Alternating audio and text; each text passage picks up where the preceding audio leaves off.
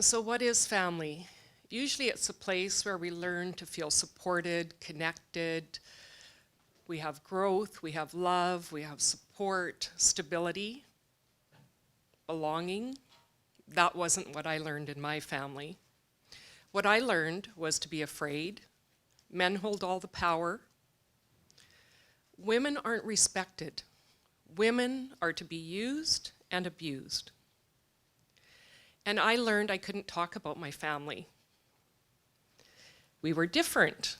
There were secrets. And I never felt like I could fit in. I couldn't be myself. And I remember not feeling like I had the same experiences as other kids. I remember playing on the playground and they'd say, "Oh, let's play Lost in Space," some TV show that I maybe heard the name, but I didn't know anything about it. So I just withdrew more inside and became more alone over time. And I once had a counselor who said, "Your life was like a bunch of mini bombs going off all of the time." And I just kind of looked at her like, yeah, that's my life. What's the big deal?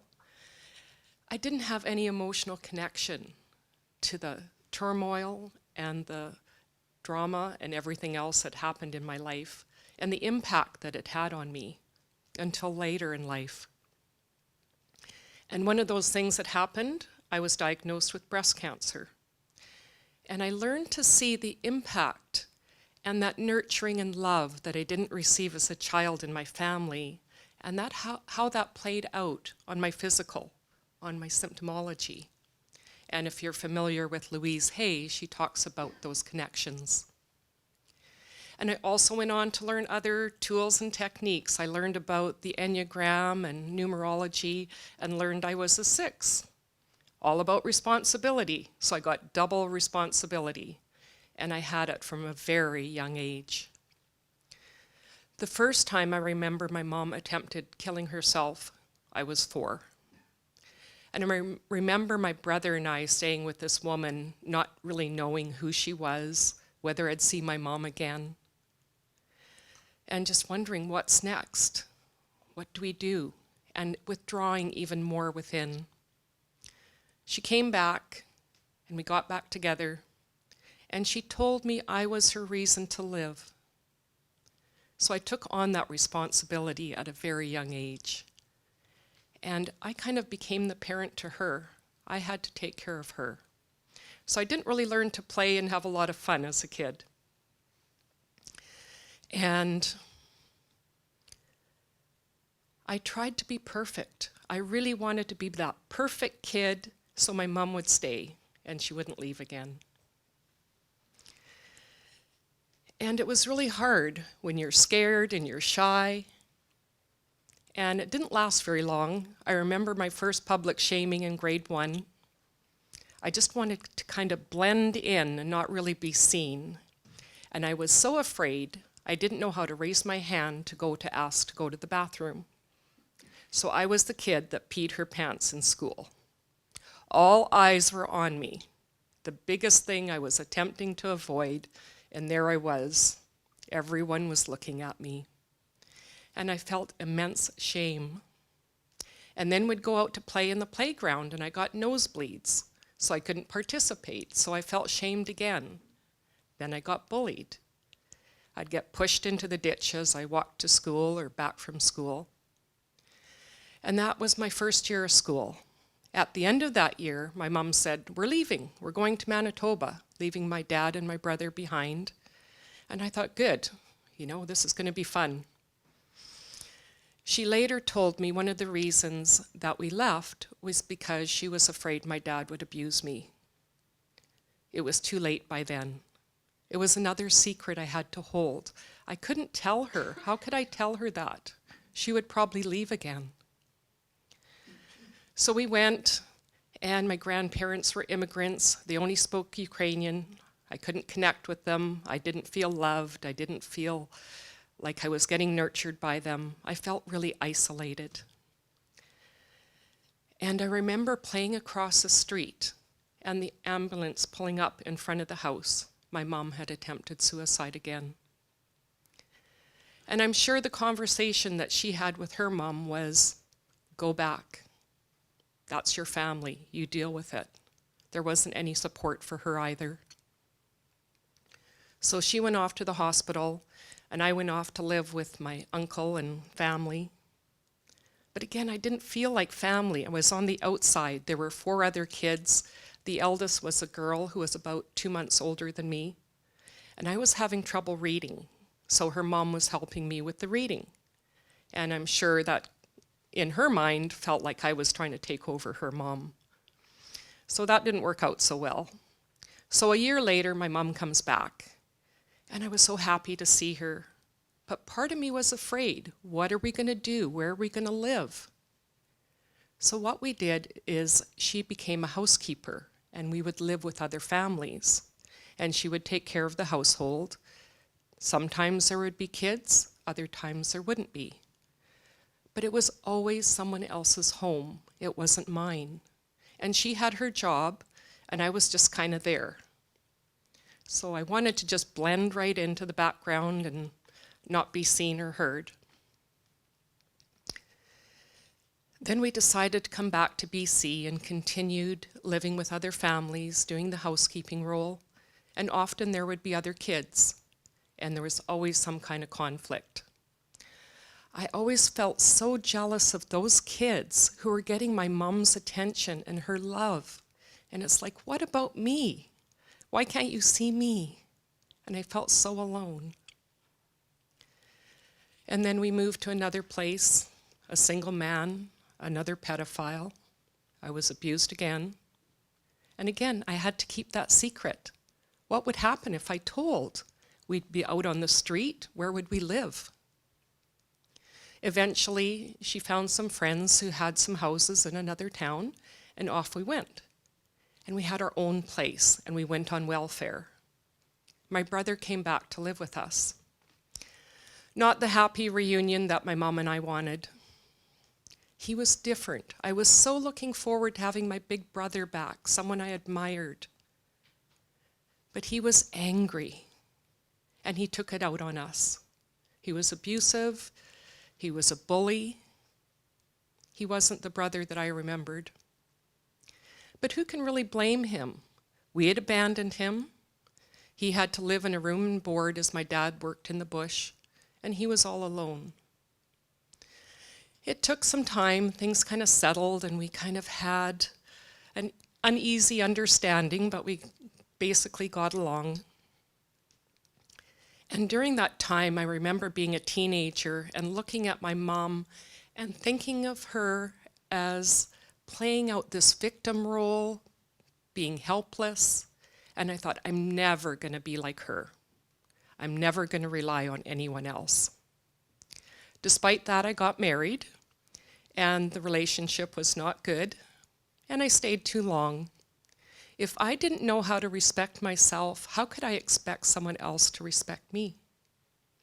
But I also loved his mom and his sisters, and it was a bit of a family that I never had of my own, and I loved to nurture and care for them, cooking the Thanksgiving dinner.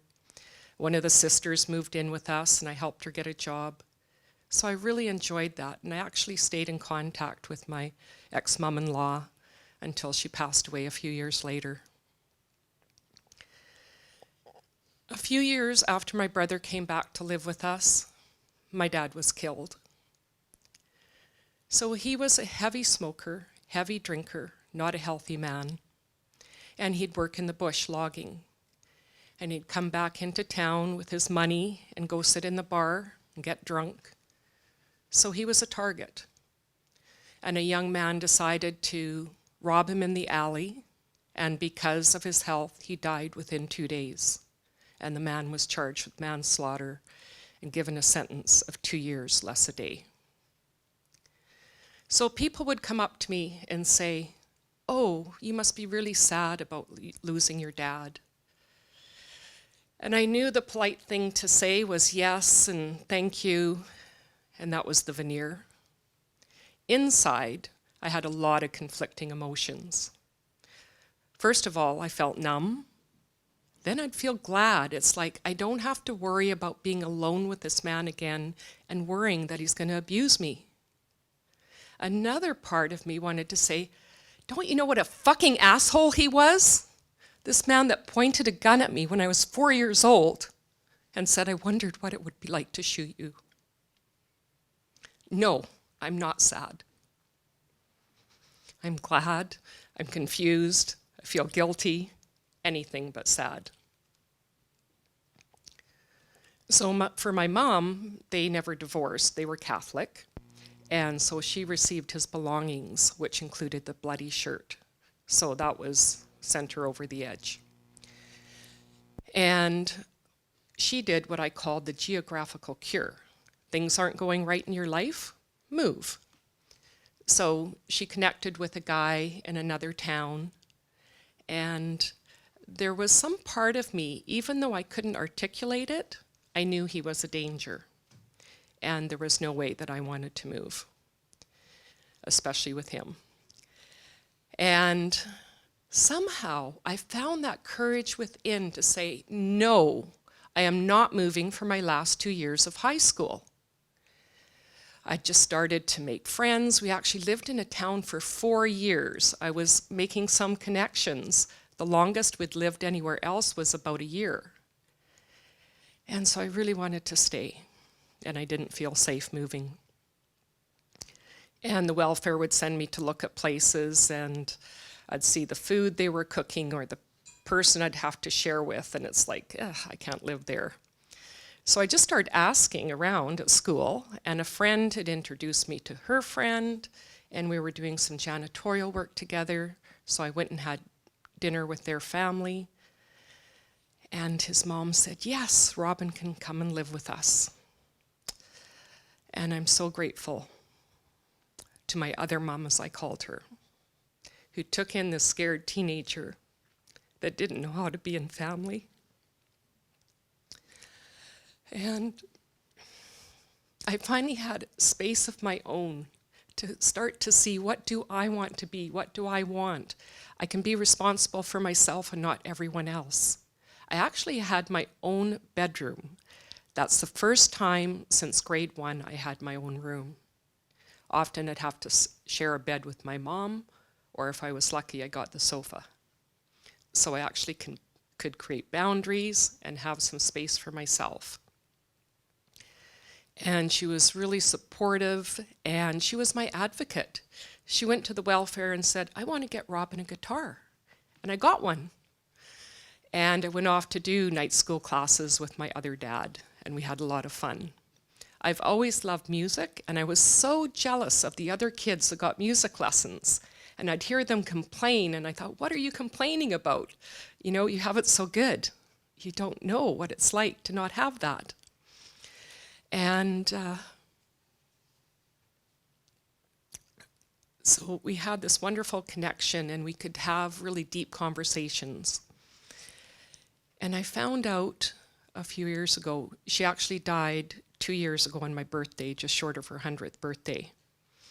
And she showed me a card my mom had sent her, thanking her for taking care of me. And I never knew that she had done that.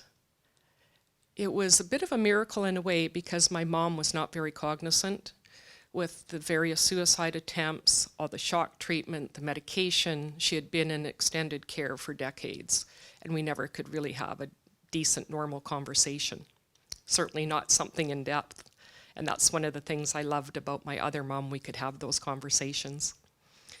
And so I saw this, and it just really touched me that she was able to have the awareness and the ability to send that gratitude and that appreciation to her.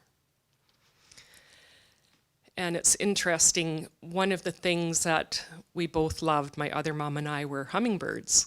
And she lived with her daughter the last part of her life, and would sit on the deck and watch all the hummingbirds come. And I'd give her little vases with hummingbird things in it. And so yesterday I was practicing this talk. I'm standing in front of my balcony looking out the window, and a hummingbird comes up and looks at me and then just disappears. And I just felt her there with me. So I've kind of talked about 3 families that I've had, and we can have more. In karmic numerology, the 6 is the highest level of relationship, which is family. So I know that's one of my lessons that I'm here to learn in this lifetime. And when I teach metaphysics, I say, you know, we choose this life. And when I first heard that, I thought, really? Why would I want all this pain and suffering? And it's not that the pain is any less, it's just that we need to learn this so we can go through it and share with others and let them know that they can heal too. I used to talk about having this hole in my heart where I didn't have that love and connection of family. And I was able to fill that through the connections and love that I received later. Sometimes we can have our other families and our original family. I still have contact with my brother and his family. Sometimes we have to let go of that original family if it's too painful or too toxic. Do the forgiveness and move on. But the thing is that we have choice and we can create the families that we want. Besides the families I've already talked about, I have people from my Enneagram community, my Training in Power spiritual community, and we can create more. And so really that's my message to you, is if you don't have that family, if you feel you have that hole or missing that connection, allow yourself to be vulnerable, to be able to reach out to those that you want to connect with. And for those of you who have the family that you do want, how can you open your arms and your heart to let others in? Thank you.